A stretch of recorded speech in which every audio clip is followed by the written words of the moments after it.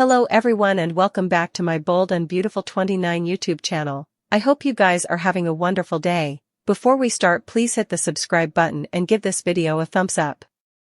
Eric furiously advised to Nick. Brooke reacts to Taylor battle. Brooke and Taylor. And again, they're fighting over Ridge. Indeed, though Tridge is engaged, Taylor continues to see Brooke going after Ridge.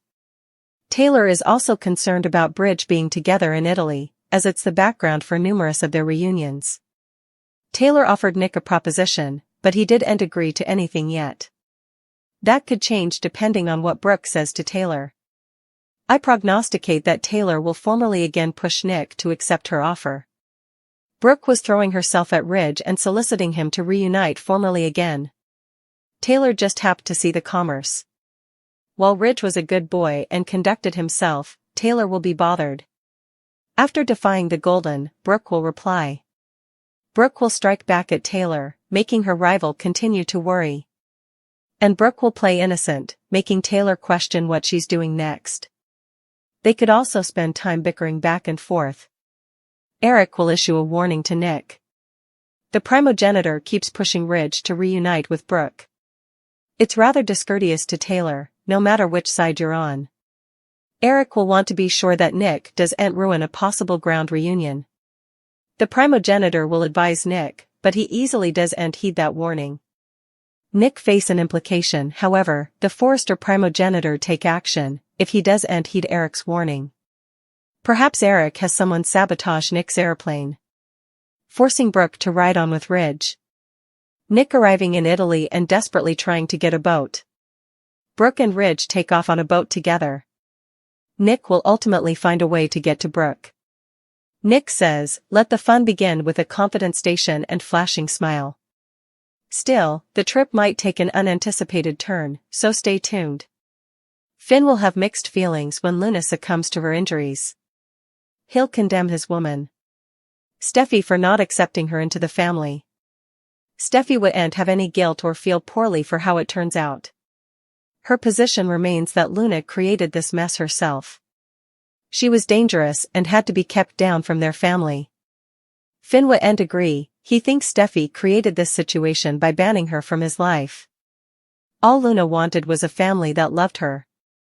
He begins to believe that his love and acceptance could have saved her. Finn will have a hard time dealing with Luna's death. It wasn't that long ago that he discovered she was his son. He wanted to be involved in her life, but Luna's jest with Steffi made that nearly insolvable. Finn realizes had he known she was his son times agone, he could have changed her life. She wasn't always crazed, but after times of neglect from her mama Poppy, it created a monster. Steffi's patient opposition to him maintaining a relationship with Luna transferred his son over the edge. He doesn't want to condemn Steffi for Luna's death, but deep down he holds her incompletely responsible.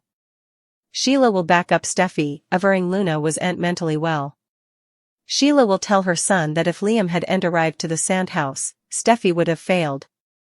Finn understands the situation was dire and Steffi did nothing wrong. He cannot stop obsessing about Luna's nonage. He believes if Poppy would have told him sooner, he could have changed her life. Sheila urges her son to stop allowing about Luna's nonage. He cannot change the history. Luna was a sick youthful grown-up. She had one motive, and that was to remove Steffi from the equation. Luna was going to kill Steffi, so Finn could maintain a relationship with her. Finn knows Steffi did nothing wrong. He cannot shake the feeling that her asseveration about keeping Luna out of their lives caused this whole mess.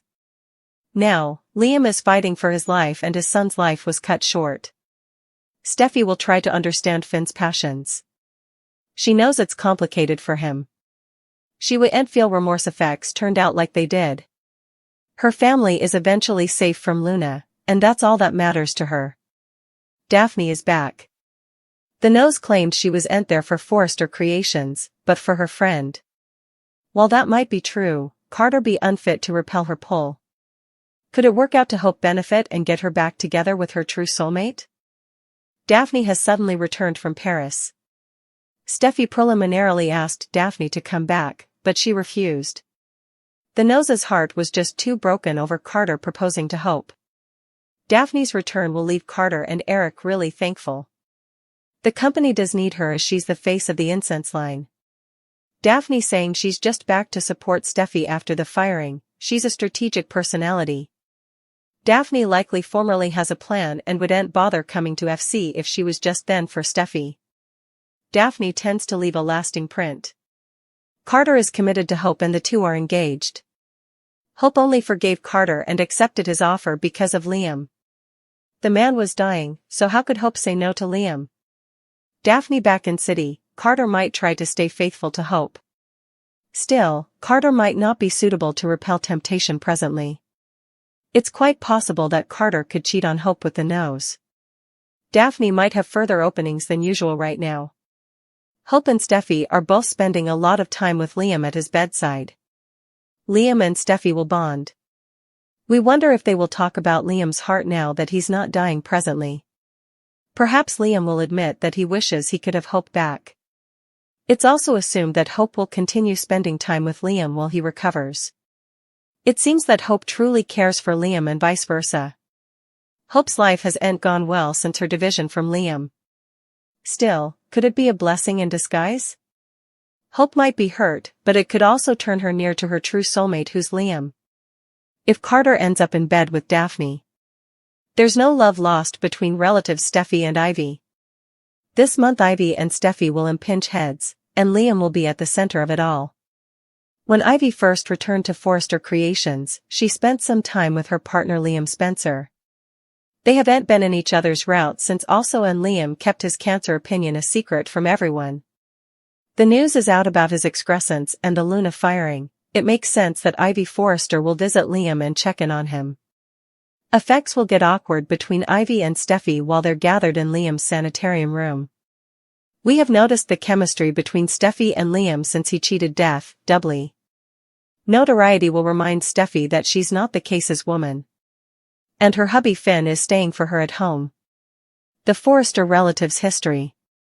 At one point Ivy was married to Liam Spencer, and the two women battled over Bill's son. Their feud ended in a brawl and Steffi nearly killed Ivy Forrester. Since Ivy returned, she and Steffi have formerly ruffled each other's feathers and had dissensions over the company.